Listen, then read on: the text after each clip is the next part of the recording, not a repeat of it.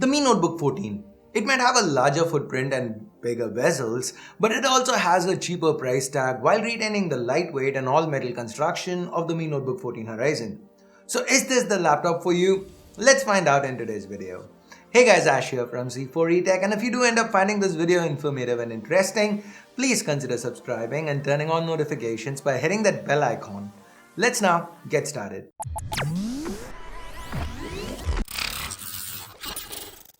Like with the Mi Notebook Horizon, Xiaomi gets a lot right here. As I mentioned before, we have an all-metal body and the weight is just a mere 1.53 kilograms. Yes, that's about 200 grams heavier than the Horizon edition, but the difference is hard to spot, especially when we are carrying the laptop in a backpack. In hand though, you can definitely feel it.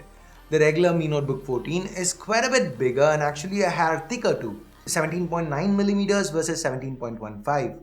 Now while the compact form factor does come with its own advantages, I kinda ended up liking the regular Mi Notebook 14 more for a couple of reasons. Number one, this keyboard feels nicer. The keys are better spaced out thanks to the larger footprint, and that means I found myself typing a lot faster on the regular model. That being said, I still don't like the truncated arrow keys, but at least we have the regular backspace key now. Guys, these are still the same scissor switches with the shallow 1.3mm key travel. So just like the Mi Notebook 14, the Horizon edition, this keyboard is only good for short bursts of typing. So firing off a quick email or making a social media post, that works well. Not tapping out thousands of words, which is what I tend to do on a daily basis. And yeah, there's still no backlight. Number two, the bigger trackpad. Xiaomi has made good use of the extra space available by cramming in a larger trackpad. Width-wise, it's the same as the one on the Horizon edition, but it's quite a bit taller, which means it felt more spacious while using. It was also more comfortable. Of course, it comes with Windows Precision drivers, so we have support for gestures on Windows 10 and the control does not feel flaky. That's not to say the Mi Notebook 14 outclasses the Horizon edition in all departments.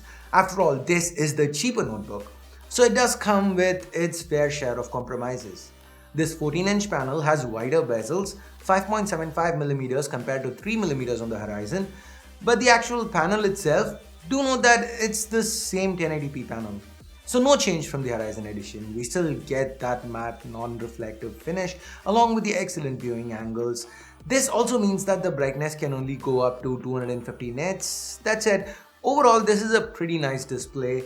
My only complaint here is that Xiaomi once again decided to skip out on the webcam, even with this model. Now with the Horizon edition, I could kind of understand it. Hey, the bezels were really small.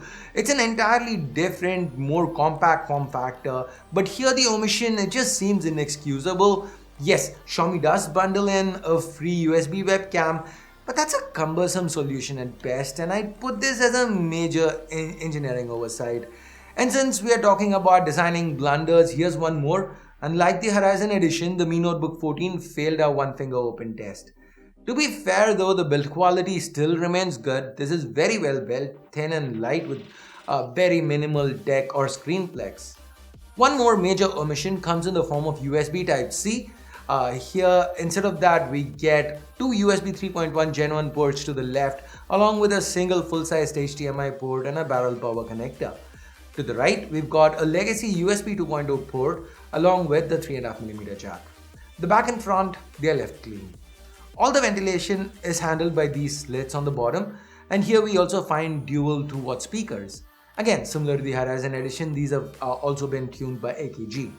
Now the eagle-eyed amongst you might have noticed that there is a lot less venting present on the Mi Notebook 14, and that's because instead of the 10th Gen Core i7, Xiaomi has chosen to go with a Core i5 here. Now the i5 10210U is also a quad-core with 8 threads. The main difference between the i7 10510U and the i5 10210U is the base clocks and the turbos. So when it came to most day-to-day tasks like say opening up Chrome or watching a movie on Netflix, the Mi Notebook 14, it does not even break a sweat. Now all the Mi Notebooks come with 8 gigs of RAM, but there are 3 SKUs on offer here. 2 with Intel 620 graphics and either 256 or 512 gigs of SATA 3 SSD storage. And the top SKU, which is the one you're seeing in this video, this one has a dedicated GPU and half a TB of SATA 3 SSD storage. This is the MX250, an entry-level laptop GPU from Nvidia. It does let us play a few casual games. Of course, we did a much more extensive gaming review on the Mi Notebook Horizon, and even though it has the upgraded Nvidia GeForce MX350, it still struggled to push 60 FPS on most modern titles. So make no mistake, the Mi Notebook 14 is a thin and light laptop. Gaming is not its cup of tea.